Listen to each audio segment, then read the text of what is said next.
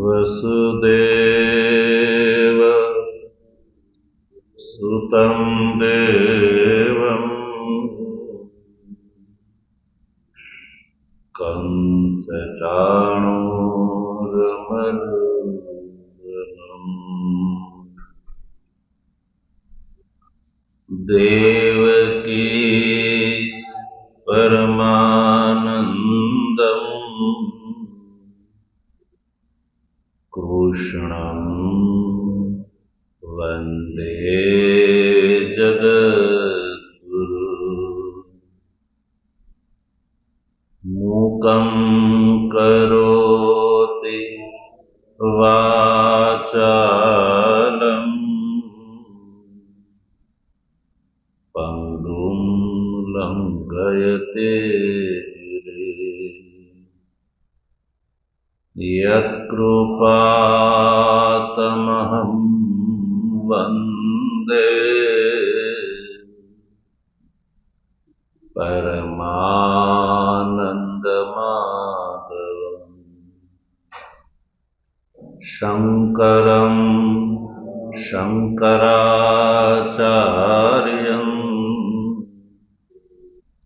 केशवं बादरायणम् सूत्रभाष्य कृतौ वन्दे भगवन्तौ पुनः पुनः। ईश्वरो गुरुरात्मेति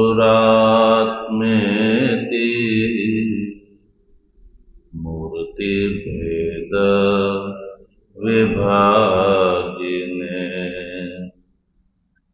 व्योमवत् व्याप्तदेहाय दक्षिणामूर्तये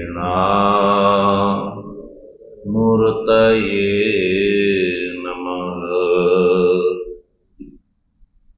ॐ शान्ति शान्ति शान्ति।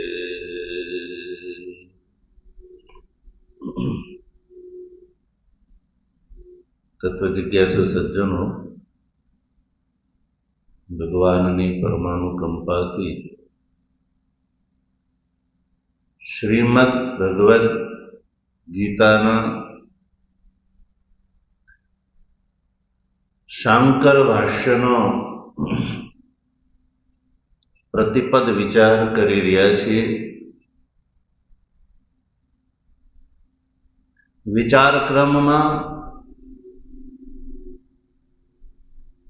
प्रथमाध्याय અને બીજા અધ્યાયના 10 શ્લોક સુધી નો જે ભાષ્યકૃત વિચાર છે, ભાષ્યકૃત જે અર્થ છે, એ અર્થ આપણે જાણી ચૂક્યા, જેમાં અર્જુનની સ્થિતિનું વર્ણન છે। अर्जुननी शू स्थिति है कि जे स्थिति ने ध्यान में राखीने भगवान श्री कृष्ण ए अर्जुन ने आत्मतत्व ज्ञान ना उपदेश 11मा श्लोक थी प्रारंभ कर्यो। तो भगवान भाष्यकार अर्जुननी स्थितिनु पण संक्षेपथी वर्णन करी अने 11मा श्लोकनु अवतरण करे छे। अर्जुननी स्थिति छे धर्मना विषयमां सम्मूढ़ चित्त छे, એટલે કે ધર્મ सम्मूढ़ चेतः छे।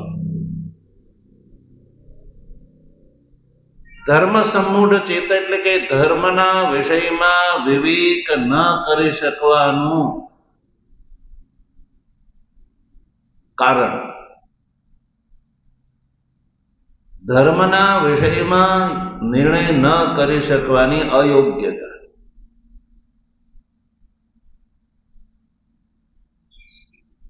અને બીજું સ્થિતિ બતાવી મિથ્યા જ્ઞાનવતઃ, ધર્મ સમૂઢ એટલે કર્તવ્ય અકર્તવ્ય વિવેક વિકલ્પ ચિત્ત છે જેનો એવો, અને મિથ્યા જ્ઞાનવાન એટલે દેહની અંદર અહંતા અને દેહ સહિત દેહના સગા સંબંધીની અંદર મમતા, અને એટલે જ મહાન શોક સાગરની અંદર નિમગ્ન. આ ત્રીજું વિશેષણ અર્જુનનું. પહેલું વિશેષણ છે ધર્મ સમૂઢ ચિત્ત, બીજું વિશેષણ છે મિથ્યા જ્ઞાનવતઃ, અને ત્રીજું વિશેષણ છે મહતી શોક સાગરે નિમગ્ન. મહાન શોક સાગરની અંદર ડૂબેલો આવા અર્જુનને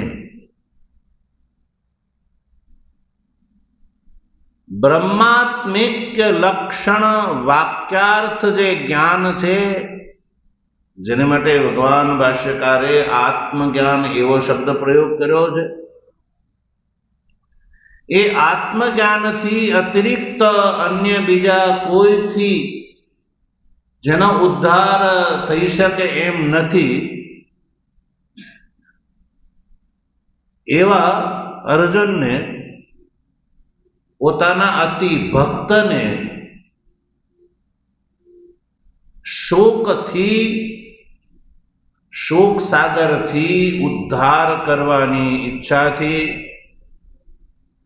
ભગવાન વાસુદેવ આત્મતત્વનું જ્ઞાન થાય એ માટે થઈને અર્જુનને અવતારયન એટલે પ્રવૃત્તિ કરાવે છે. અવતારયનનો અર્થ છે પ્રવર્તયન, આત્મતત્વ જ્ઞાનમાં પ્રવૃત્ત કરાવતા સૌથી પહેલા પદાર્થ પરિશોધનના ક્રમમાં સૌથી પહેલા ત્વમ પદાર્થનું પરિશોધન કરે છે. જેનું ત્વમ પદાર્થનું પરિશોધન અશોચાન ઇત્યાદિ વાક્યથી ભગવાન અર્જુનને આપી રહ્યા છે. અશોચ્યાનન્વશોચસ્ત્વમ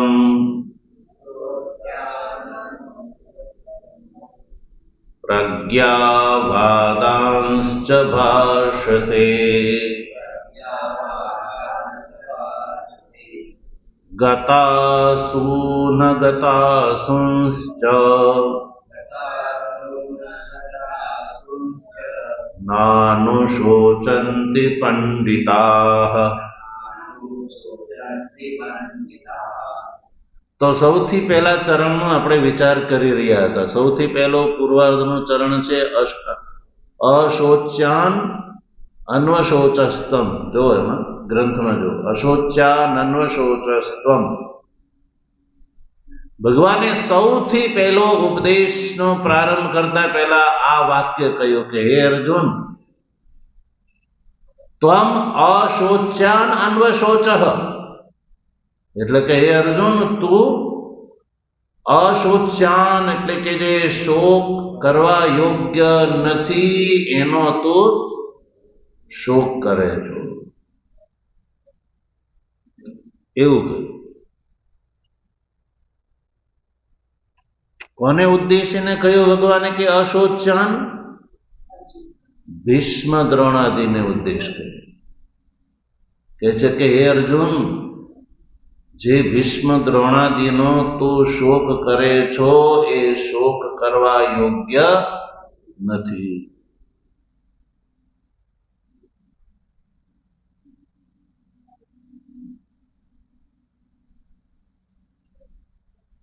તો ભીષ્મ દ્રોણાદિ જે છે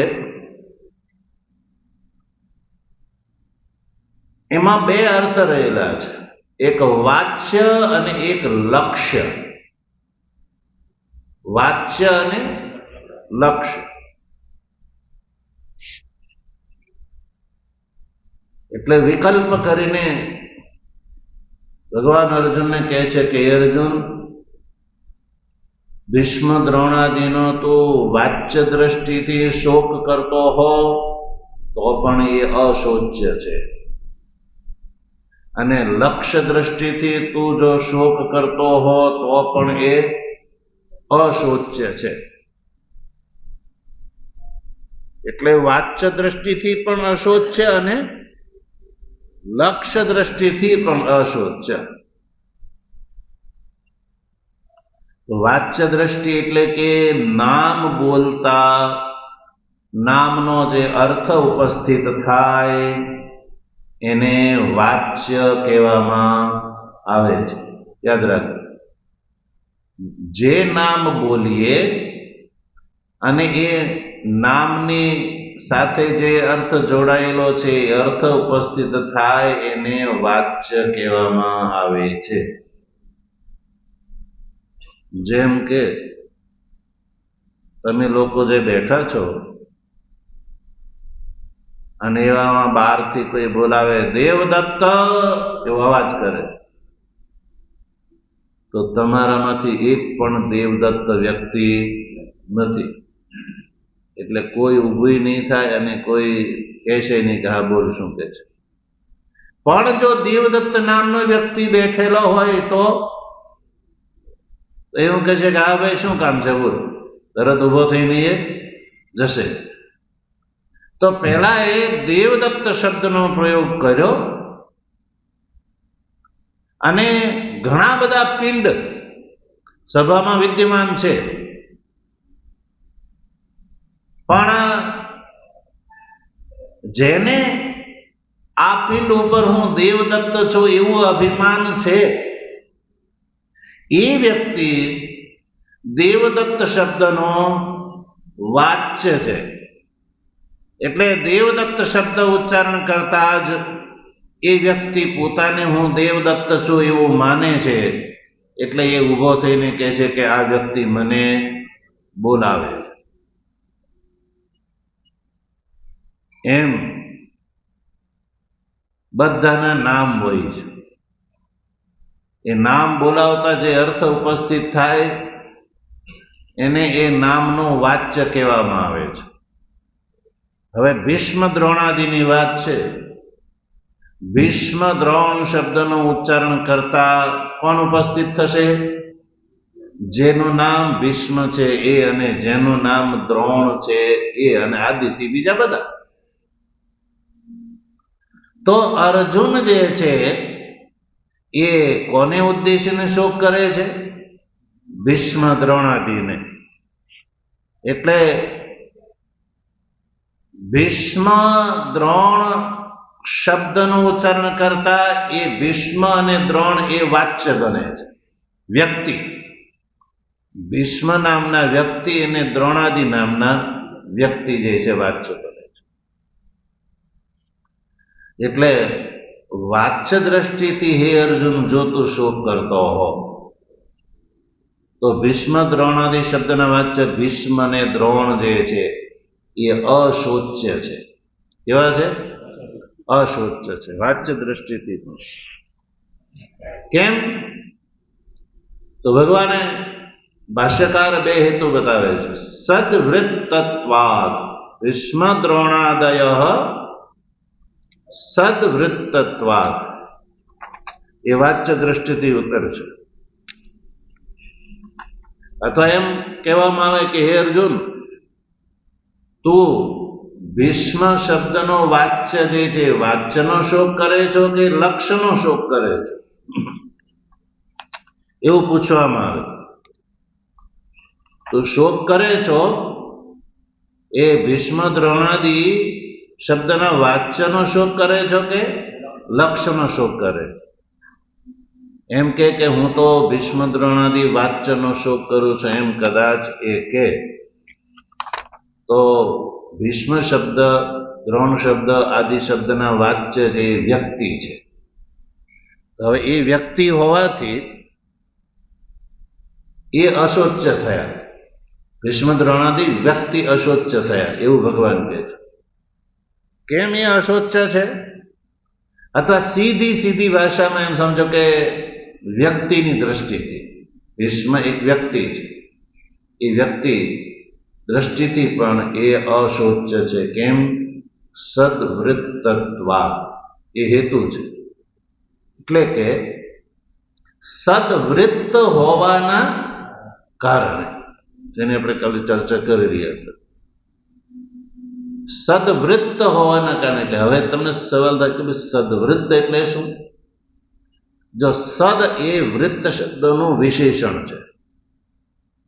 વૃત્ત, વૃત્ત અને વિત્ત આ બે શબ્દ છે. વિત્તનો અર્થ થાય છે ધન અને વૃત્તનો અર્થ થાય છે ચરિત્ર. વૃત્ત એટલે ચરિત્ર. વૃત્ત અને વિત્તની અંદર બહુ જાજો ફેર નથી. લોકો વિત્ત માટે થઈને વૃત્તનો ત્યાગ કરી દે છે. લોકમાં એવું જોવા મળે, વિત્ત માટે થઈને વૃત્તનો ત્યાગ કરી દે છે. ખરેખર આવું શું જોઈએ? જીવનમાં વૃત્તનું મૂલ્ય હોવું જોઈએ કે વિત્તનું? હોવું જોઈએ વૃત્તનું. પણ આજકાલ વર્તમાન કાળમાં મનુષ્ય વિત્તને માટે થઈને વૃત્તને વેચી દેવા માટે તૈયાર થઈ જાય છે. મહાભારતમાં એક શ્લોક છે, વૃત્તમ યત્નેન સંરક્ષેત. વૃત્તમ યત્નેન સંરક્ષેત વિત્ત માયાતિ યાતિ ચ. અક્ષીણ વૃત્તત અક્ષીણ વિત્તત ક્ષીણ વૃત્તતસ્તુ હતો હત. એવું આ શ્લોક કહે છે કે મનુષ્યએ વૃત્તનું રક્ષણ કરવું જોઈએ. શેનું? વૃત્તનું રક્ષણ સૌથી પહેલા કરવું જોઈએ. એક બાજુ વૃત્તનો સવાલ હોય અને એક બાજુ વિત્તનો સવાલ હોય તો વિત્તનું નહીં પણ વૃત્તનું રક્ષણ કરવું જોઈએ. શા માટે? કારણ કે વિત્ત એટલે ધનનું જે નુકસાન છે ને એ નુકસાન નથી. ધનનું જે નુકસાન છે એ નુકસાન નથી. કારણ કે વિત્ત એટલે ધન આયાતી યાતિ આયાતી છે, એ આવે છે અને જાય છે. એટલે કોઈ વ્યક્તિ ધનથી ક્ષીણ થઈ ગયો, અર્થાત જેના ધનનો નાશ થઈ ગયો, તો એ બહુ મોટો નાશ નથી. અક્ષીણ વિત્તત ક્ષીણ. વિત્ત એટલે ધનથી કોઈ નાશ થઈ ગયો, ધન જેનું જતું રહ્યું, ખોટ ગઈ, તો એ કઈ બહુ મોટી વાત નથી. પણ વૃત્તતસ્તુ હતો હત. વૃત્તથી જે ગયો તો એ તો હતો હતો, એને આ જીવનમાં કોઈ બચાવી શકે નહીં. એટલે આપણે ત્યાં સનાતન ધર્મમાં જે છે ને એ વૃત્ત જે છે એનું બહુ મહત્વ છે. એટલે આપણે ત્યાં આચાર્યો, મહાપુરુષો, જેના આપણે દ્રષ્ટાંત અને જેને આપણે આદર્શ માનીએ છીએ, આના જીવનમાં આપણને જોવા મળે છે. એને વિત્ત એટલે ધન કરતા વૃત્તને વધારે મહત્વ આપ્યું છે, આચારને વધારે મહત્વ આપ્યું છે. મનુષ્ય આચારથી શોભે છે, ધનથી નહીં. આચારહીનમ ન પુનંતિ વેદાઃ યદ્યપ્યધીતા ખલુ ષડ્વિરંગે છંદાંસ્યેન મૃત્યુકાલે ત્યજંતી નીડમ શકુંતા ઇવ જાત પક્ષ. આપણે ત્યાં એક ધર્મ ગ્રંથ છે જેનું તમે નામ નહીં સાંભળ્યું, વશિષ્ઠ ધર્મસૂત્ર. શું નામ છે? વશિષ્ઠ ધર્મસૂત્ર. વશિષ્ઠ ધર્મસૂત્રનો આ શ્લોક છે. આચારહીનમ, જે આચારથી હીન છે ને એને વેદો પણ પવિત્ર કરી શકતા નથી. ભલે ને ષડ અંગ સહિત વેદાધ્યયન કરી ચૂક્યો હોય, પણ જો આચાર ન હોય તો વેદો એને પવિત્ર કરી શકતા. વેદો એનો ત્યાગ કરી દે છે.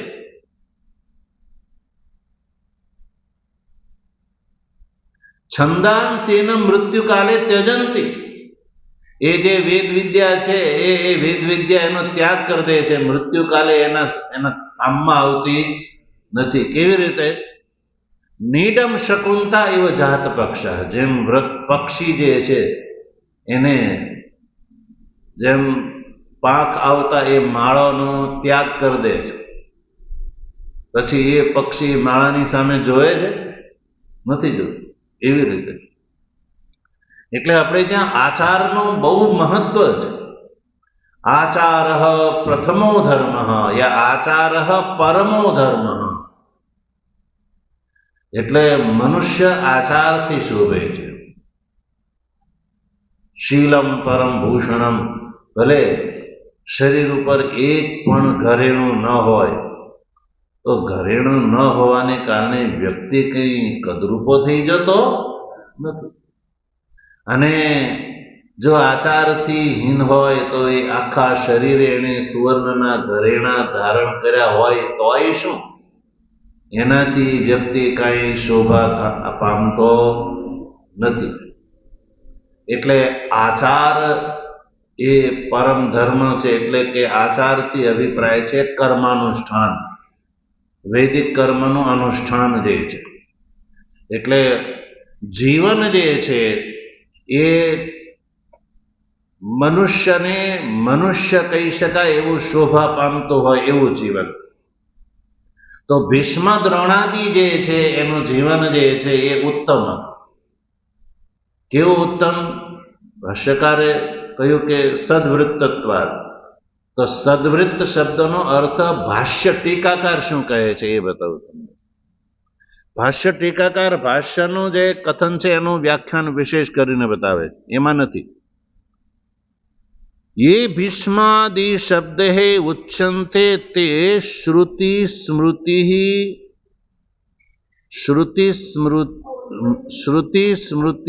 ईरित अविगित आचारवत्वात्. श्रुति અને સ્મૃતિથી ઈરિત અવિગિત આચારવત્વાत् ન શોચ્યતામ અશ્નુવેરન ઇત્યર્થ.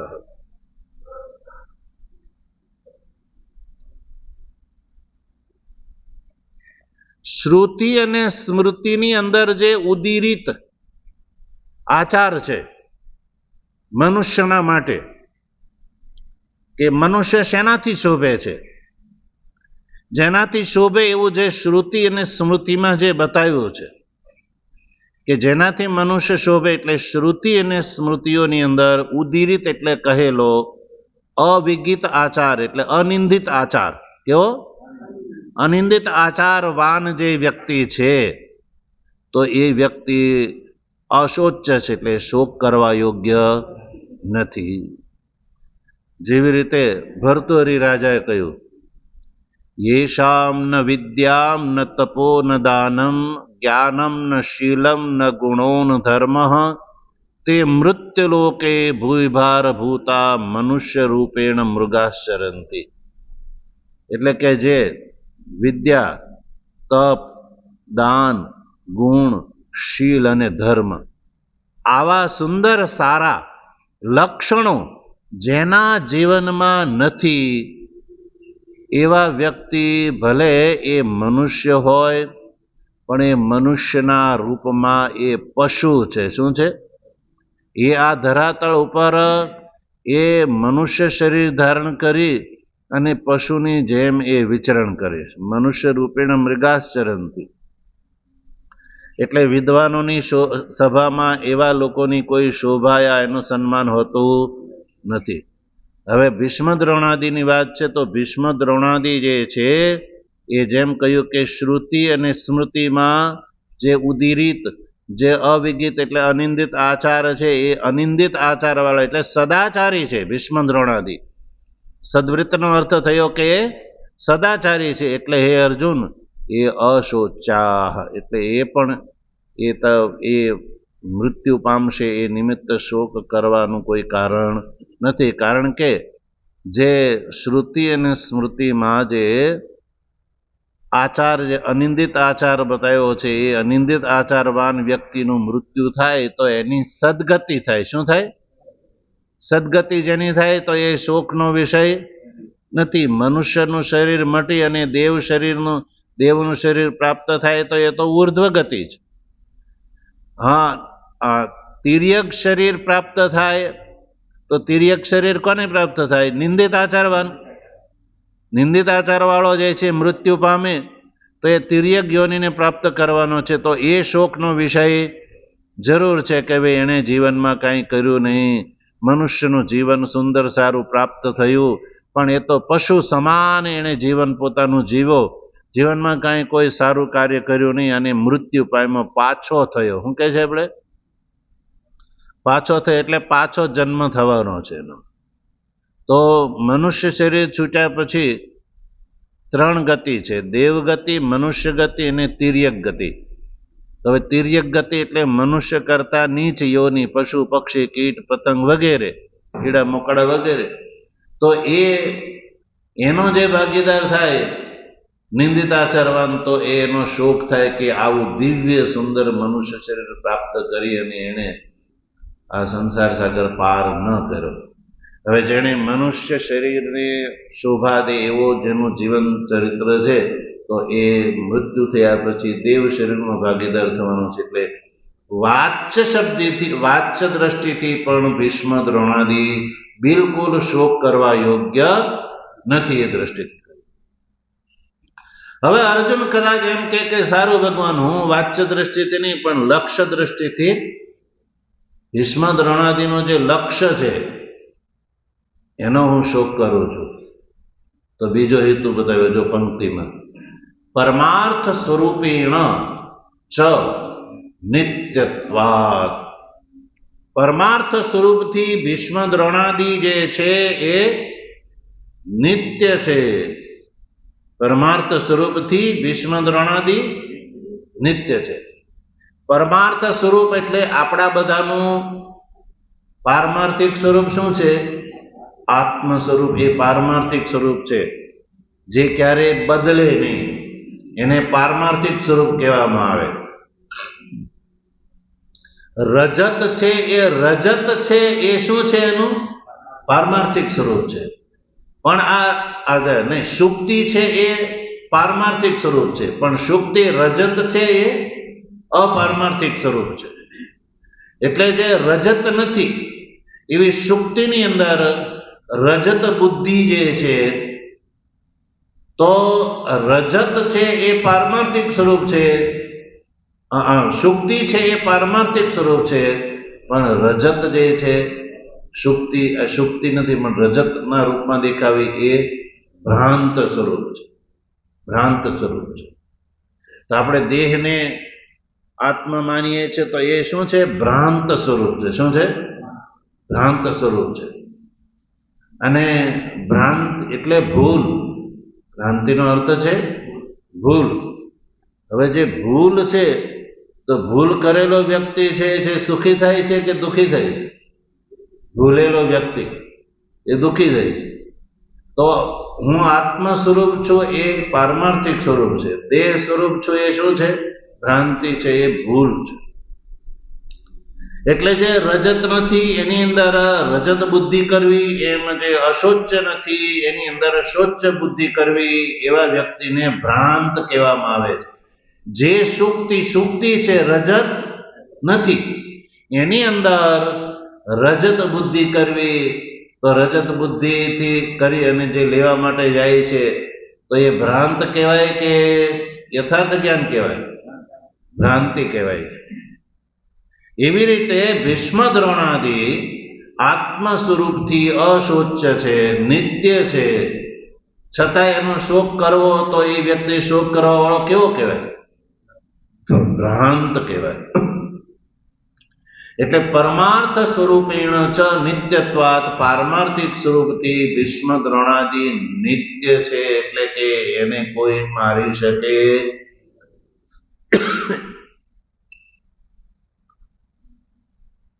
નિત્ય સર્વગત સ્થાણુ અચલોયમ સનાતન, આત્માનું સ્વરૂપ જે છે નિત્ય છે પારમાર્થિક સ્વરૂપથી.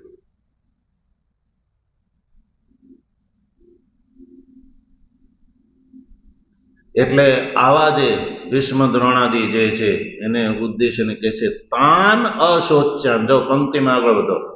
તાન અશોચ્યાન, તાન એટલે ભીષ્મ દ્રોણાદિ જે છે અશોચ્યા છે, એને તું અન્વશોચ, અન્વશોચ એટલે અનુશોચિત માનસી, એનો તું શોક કરે છો,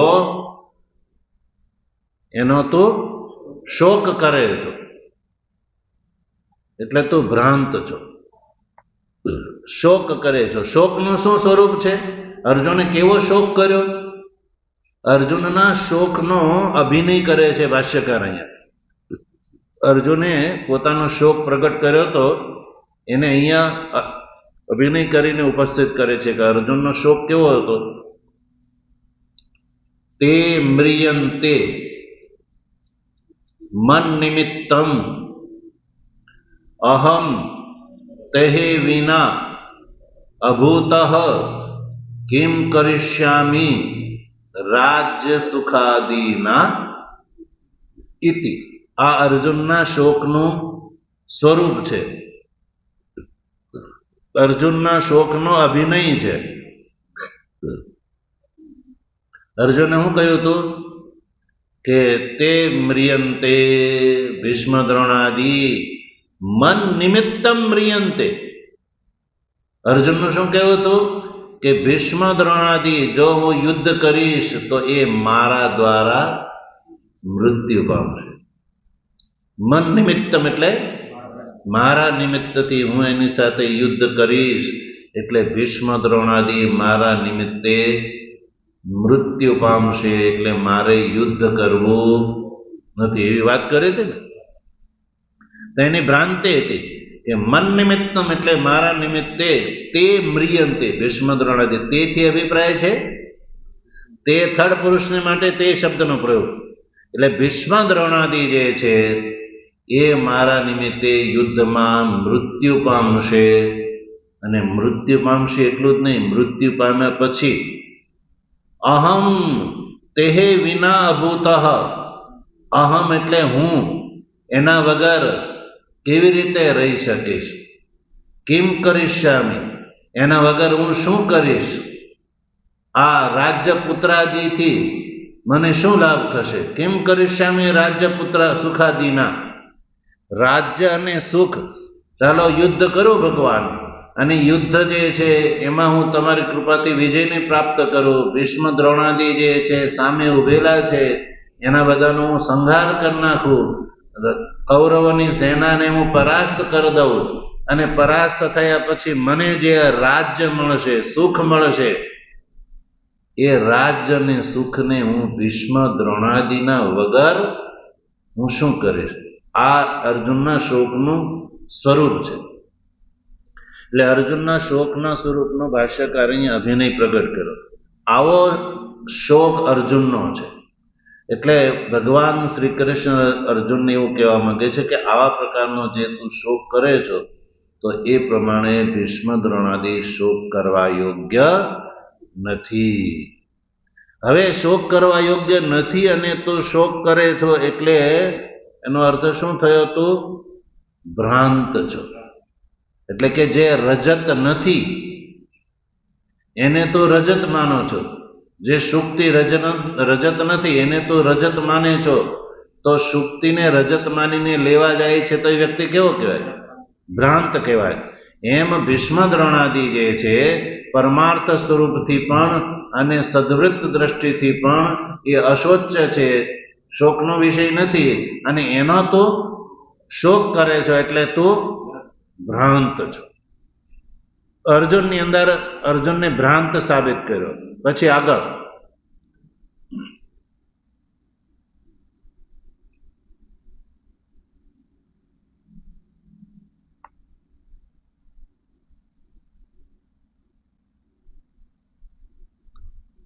અર્જુનનું જે ભ્રાંતત્વ જે છે ને એ ભગવાન સાધે છે, સિદ્ધ કરે છે કે તું ભ્રાંત છો, એ સિદ્ધ કરે છે.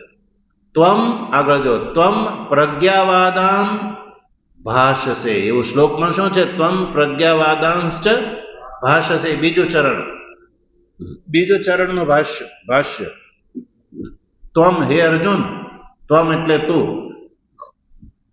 એક તો તું ભ્રાંત છો, અહીં સુધી વાત થઈ, તું ભ્રાંત છો. હવે આગળની વાત, તું ભ્રાંત છો અને ત્વમ પ્રજ્ઞાવાદાંશ ભાષસે, તું પ્રજ્ઞાવાદાંશ ભાષસે. પ્રજ્ઞાવાદાન એટલે શું? પ્રજ્ઞાવાદાન શબ્દનું ભાષ્ય જો આગળ, પ્રજ્ઞાવતામ બુદ્ધિમતામ વાદાંશ્ચ વચનાની ચ. શ્લોકમાં શબ્દ શું છે? ત્વમ પ્રજ્ઞાવાદાંશ્ચ ભાષસે. તો પ્રજ્ઞાવાદાંશ શબ્દનું ભાષ્યકારે પ્રજ્ઞાવાદનનો અર્થ કર્યો પ્રજ્ઞાવતાન. પ્રજ્ઞાવતન એટલે પ્રજ્ઞાવાન. પ્રજ્ઞાવાનથી પણ ભાષ્યકારને અર્થનો સંતોષ ન થયો એટલે આગળ લખ્યું બુદ્ધિમતામ, એટલે કે બુદ્ધિમતામ વચનાની. બુદ્ધિમતામ વાદાન, બુદ્ધિમાનના જે વાદાન એટલે શું? વાદાંશ એટલે વચનાની. તો વાદાન શબ્દનો અર્થ કર્યો ભાષ્યકારે વચનાની. પ્રજ્ઞાવાદાન, તો પ્રજ્ઞાવતામ વાદાન પ્રજ્ઞાવાદાન. પ્રજ્ઞાવતામ એટલે કે બુદ્ધિમતામ, બુદ્ધિમાનના જે વચનો છે. વાદાંશનો અર્થ કર્યો વચનાની એટલે કે વાક્યો. તો ટોટલ અર્થ થયો કે બુદ્ધિમાનના વાક્યો, એટલે કે બુદ્ધિમાન જે બોલે એવા વાક્યો તો બોલે છો, એવું વચન તો બોલે છો.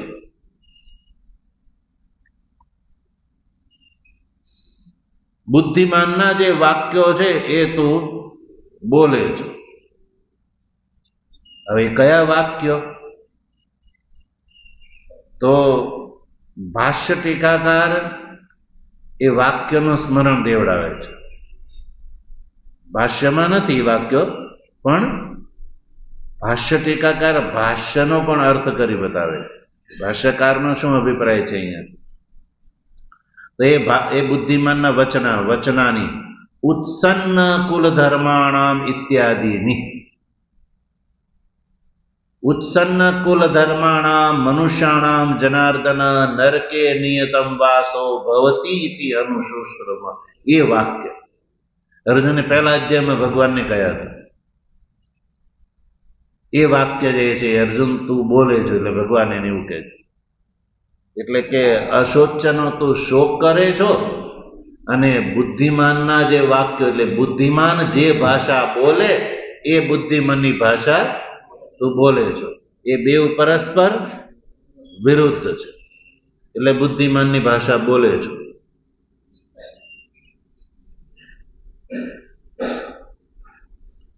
તો પછી શું ફલિત થયું?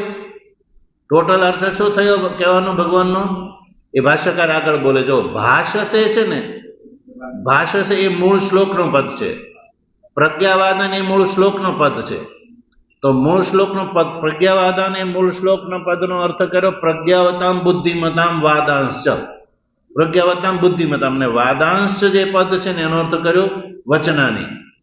હવે ભાષસે એ પદ છે ને એનો કોઈ ભાષ્ય નથી કર્યો, એનો કોઈ અર્થ ન કર્યો, કારણ કે એ શ્લોકથી જ સ્પષ્ટ છે, એટલે એનો અર્થ કરવાની જરૂર નથી. ભાષસે એટલે બોલે છો. મધ્યમ પુરુષ એક વચનનું રૂપ છે. ભગવાન શ્રી કૃષ્ણ સીધો અર્જુનને કહે છે તું ભાષસે એટલે તું બોલે છો. તો સારું, ચાલો, એક બાજુ બુદ્ધિમાનની વાક્ય બોલે છે, જે એક બાજુ જે શોક કરવા યોગ્ય નથી એનો શોક કરે છો, અને બુદ્ધિમાન જે ભાષા બોલે એ ભાષા તું બોલે છો. એટલે એને માટે ભગવાન એક શબ્દ પ્રયોગ કરે છે, તદ એતદ મૌઢ્યમ. તદ એતદ મૌઢ્યમ. તદ એતદ એટલે આ જે તારું મૌઢ્યમ છે. તદ એટલે મૌઢ્યમ. અશોચેષુ શોચ દ્રષ્ટિત્વ. અશોચની અંદર શોચ દ્રષ્ટિ, એ જે તારું માનવું છે ને એતત એટલે આ, એ મૌઢ્ય છે. તત મને મૌઢ્યમ, તદ એતત, તત એટલે આ મૂઢતા છે. મૂઢતાનો ભાવને મૌઢ્યમ કહેવામાં આવે. તદ એતત મૌઢ્યમ. મૌઢ્યમ એટલે મૂઢતાનો ભાવ હોય એને કહેવામાં આવે મૌઢ્યમ. એટલે કે તું મૂઢ છો. મૂઢ અપશબ્દ કહેવાય.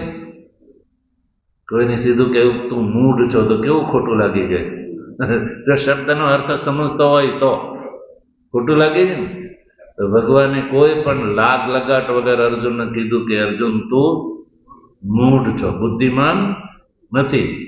ભલે બુદ્ધિમાનની ભાષા તું બોલતો હો, પણ તારા જીવનની અંદર બુદ્ધિમત્તા નથી, તારા વિચારમાં બુદ્ધિમત્તા નથી, કારણ કે તું અશોચનો શોક કરે છે, એટલે તું મૂઢ છો. તદ એતદ મૌઢ્યમ પાંડિત્યમ ચ વિરુદ્ધમ આત્મની દર્શયસી. મૌઢ્યમ એક બાજુ અને એક બાજુ પાંડિત્યમ, એ બે વિરુદ્ધ છે. જો પાંડિત્ય હોય તો મૂઢતા ન હોય, ને મૂઢતા હોય તો પાંડિત્યનો. બેવ એક જગ્યાએ રહી શકે નહીં. મૂઢતા અને પાંડિત્ય એ બેવ એક સાથે એક વ્યક્તિની અંદર રહી શકે નહીં. પણ તારી અંદર આ બેવું છે. અશોચનો શોક કરે છે એટલે મૂઢતા છે, અને પ્રજ્ઞાવાદોની ઉત્સન્ન કુલ ધર્મણ ઇત્યાદિ વાત કરે છે એટલે તો પાંડિત્ય દેખાડે છે. એ બેવું એક જગ્યાએ રહી શકે નહીં. એ જ મૂઢતા છે કે મૌઢ્યમ પાંડિત્યમ છે વિરુદ્ધમ. આ બે વિરુદ્ધ છે, અને વિરુદ્ધ હોવાને કારણે આત્માની દર્શયસી, તો પોતાની અંદર આ દેખાડે છો. બેવું આત્મની દર્શય છે. વિરુદ્ધમ આત્મની દર્શય છે. તો બેવને પોતાની અંદર દેખાડે છે. અને એટલે જ ઉન્મત્ત ઈવ, જેવી રીતે કોઈ ઉન્મત્ત વ્યક્તિ પોતાની અંદર આ વિરુદ્ધ દેખાડે, એ રીતે પાંડિત્ય અને મૂઢતા એ બેવ તો પોતાની અંદર વ્યક્ત કરે છે. એટલે મૌઢ્યમ એટલે આ શું છે? મૂઢતા છે. એને કહેવામાં આવે મૂઢતા. તું મૂઢ છો એમ.